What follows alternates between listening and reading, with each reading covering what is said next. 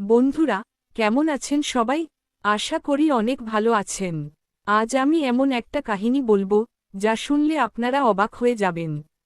গল্পটা পুরো শুনুন, কারণ শেষটা সত্যিই চমৎকার। আর অবশ্যই তোমার ওটা দাঁড়িয়ে যাবে। আমার নাম অনিরুদ্ধ। বয়স তখন 24। বাবাকে হারিয়েছি অনেক ছোটবেলায়। মাই আমার পৃথিবী। ছোট একটা শহরে আমাদের জীবন, খুব সাধারণ, সংসার টানাটানির, কিন্তু ভালোবাসার অভাব ছিল না। মায়ের এক বান্ধবী ছিল, আমি তাকে আন্টি বলেই ডাকতাম। ছোটবেলা থেকে আমাদের বাড়িতে আসা যাওয়া, হাসি আড্ডা, সবই স্বাভাবিক ছিল। কলেজ শেষ করে কাজের খোঁজে শহরে গেলে উনিই আমাকে সাহায্য করেছিলেন। থাকার জায়গা, পরিচিতি, সব কিছুতেই পাশে দাঁড়ান। মা বলেছিলেন, ও ভালো মানুষ, চোখ বুজে ভরসা করতে পারিস।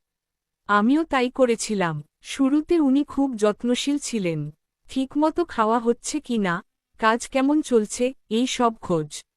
একা শহরে থাকি বলে সেই যত্নটা আমাকে নিরাপদ লাগত। কিন্তু ধীরে ধীরে সেই যত্নের ভেতরে অদ্ভুত একটা চাপ ঢুকে পড়ল। অকারণে দীর্ঘ কথা, ব্যক্তিগত প্রশ্ন, এমন কিছু মন্তব্য, যেগুলো একজন অভিভাবকসম মানুষের কাছ থেকে মানায় না। আমি অস্বস্তি বোধ করলেও চুপ ছিলাম। ভাবতাম, হয়তো আমি ভুল বুঝছি। এর মধ্যেই চাকরির জায়গায় সমস্যা শুরু হয়। বেতন বন্ধ, ভবিষ্যৎ অনিশ্চিত। মানসিকভাবে আমি ভেঙে পড়েছিলাম। সেই সময় উনি সবচেয়ে বেশি পাশে ছিলেন। চিন্তা করিস না, আমি আছি। এই কথাগুলোই একদিন অন্য রূপ নেয়। এক সন্ধ্যায় উনি বললেন, আমাকে খুব আপন মনে করেন, আমার দায়িত্ব নিতে চান।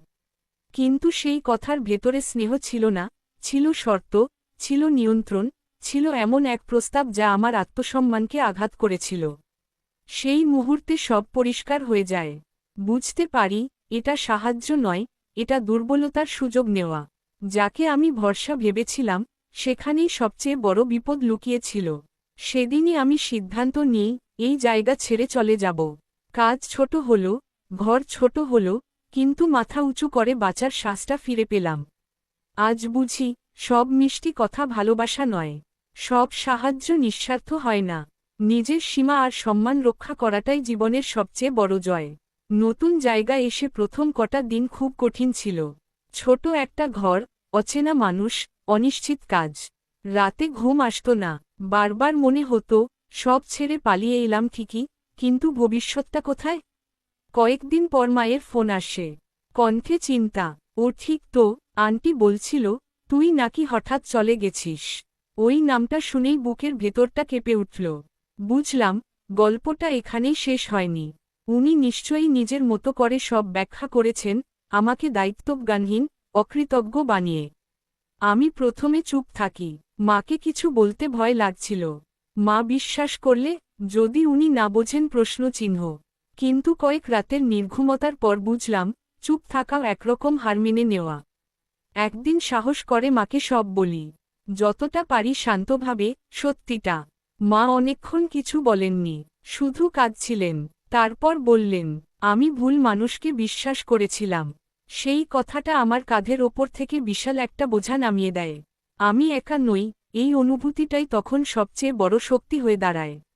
কয়েক সপ্তাহ পরে জানতে পারি, উনি আমাকে বারবার ফোন করেছেন।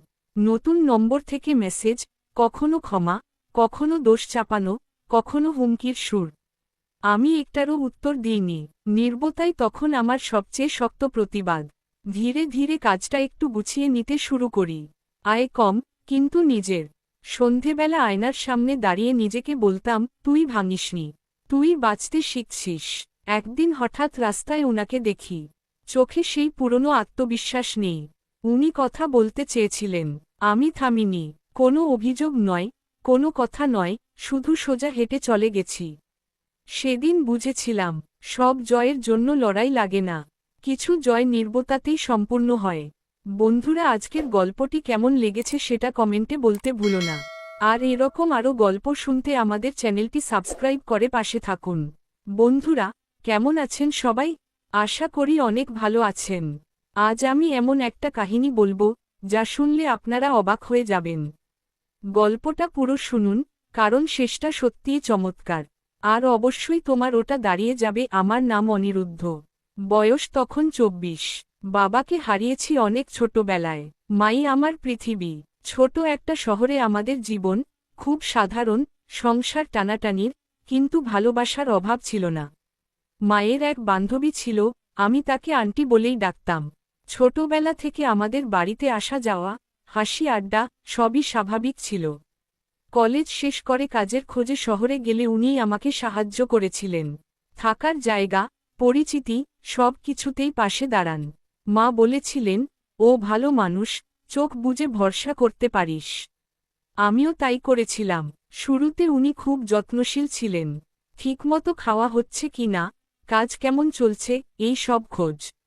একা শহরে থাকি বলে সেই যত্নটা আমাকে নিরাপদ লাগত। কিন্তু ধীরে ধীরে সেই যত্নের ভেতরে অদ্ভুত একটা চাপ ঢুকে পড়ল। অকারণে দীর্ঘ কথা, ব্যক্তিগত প্রশ্ন, এমন কিছু মন্তব্য, যেগুলো একজন অভিভাবকসম মানুষের কাছ থেকে মানায় না। আমি অস্বস্তি বোধ করলেও চুপ ছিলাম। ভাবতাম, হয়তো আমি ভুল বুঝছি। এর মধ্যেই চাকরির জায়গায় সমস্যা শুরু হয়। বেতন বন্ধ, ভবিষ্যৎ অনিশ্চিত। মানসিকভাবে আমি ভেঙে পড়েছিলাম। সেই সময় উনি সবচেয়ে বেশি পাশে ছিলেন। চিন্তা করিস না, আমি আছি। এই কথাগুলোই একদিন অন্য রূপ নেয়। এক সন্ধ্যায় উনি বললেন, আমাকে খুব আপন মনে করেন, আমার দায়িত্ব নিতে চান। কিন্তু সেই কথার ভেতরে স্নেহ ছিল না, ছিল শর্ত, ছিল নিয়ন্ত্রণ, ছিল এমন এক প্রস্তাব যা আমার আত্মসম্মানকে আঘাত করেছিল। সেই মুহূর্তে সব পরিষ্কার হয়ে যায়। বুঝতে পারি, এটা সাহায্য নয়, এটা দুর্বলতার সুযোগ নেওয়া। যাকে আমি ভরসা ভেবেছিলাম, সেখানেই সবচেয়ে বড় বিপদ লুকিয়েছিল। সেদিনই আমি সিদ্ধান্ত নিই, এই জায়গা ছেড়ে চলে যাব। কাজ ছোট হল, ঘর ছোট হল, কিন্তু মাথা উঁচু করে বাঁচার শ্বাসটা ফিরে পেলাম। আজ বুঝি, সব মিষ্টি কথা ভালোবাসা নয়। সব সাহায্য নিঃস্বার্থ হয় না। নিজের সীমা আর সম্মান রক্ষা করাটাই জীবনের সবচেয়ে বড় জয়। নতুন জায়গায় এসে প্রথম কটা দিন খুব কঠিন ছিল। ছোট একটা ঘর, অচেনা মানুষ, অনিশ্চিত কাজ। রাতে ঘুম আসত না। বারবার মনে হতো, সব ছেড়ে পালিয়ে এলাম ঠিকই, কিন্তু ভবিষ্যৎটা কোথায়? কয়েকদিন পর মায়ের ফোন আসে। কণ্ঠে চিন্তা। ও ঠিক তো, আন্টি বলছিল, তুই নাকি হঠাৎ চলে গেছিস। ওই নামটা শুনেই বুকের ভেতরটা কেঁপে উঠল। বুঝলাম, গল্পটা এখানেই শেষ হয়নি। উনি নিশ্চয়ই নিজের মতো করে সব ব্যাখ্যা করেছেন, আমাকে দায়িত্বজ্ঞানহীন, অকৃতজ্ঞ বানিয়ে। আমি প্রথমে চুপ থাকি। মাকে কিছু বলতে ভয় লাগছিল। মা বিশ্বাস করলে, যদি উনি না বোঝেন প্রশ্নচিহ্ন।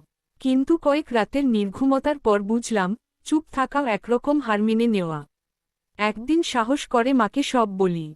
যতটা পারি শান্তভাবে, সত্যিটা। মা অনেকক্ষণ কিছু বলেননি, শুধু কাঁদছিলেন। তারপর বললেন, আমি ভুল মানুষকে বিশ্বাস করেছিলাম।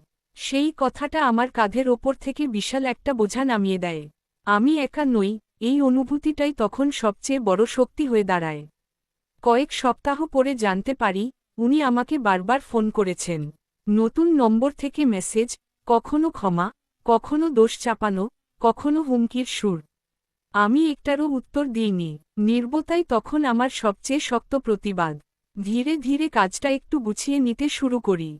আয় কম, কিন্তু নিজের।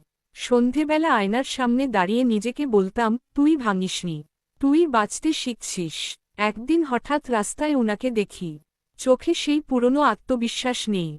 উনি কথা বলতে চেয়েছিলেন। আমি থামিনি। কোনো অভিযোগ নয়, কোনো কথা নয়, শুধু সোজা হেঁটে চলে গেছি। সেদিন বুঝেছিলাম, সব জয়ের জন্য লড়াই লাগে না। কিছু জয় নীরবতাতেই সম্পূর্ণ হয়। বন্ধুরা, আজকের গল্পটি কেমন লেগেছে সেটা কমেন্টে বলতে ভুলো না। আর এরকম আরও গল্প শুনতে আমাদের চ্যানেলটি সাবস্ক্রাইব করে পাশে থাকুন।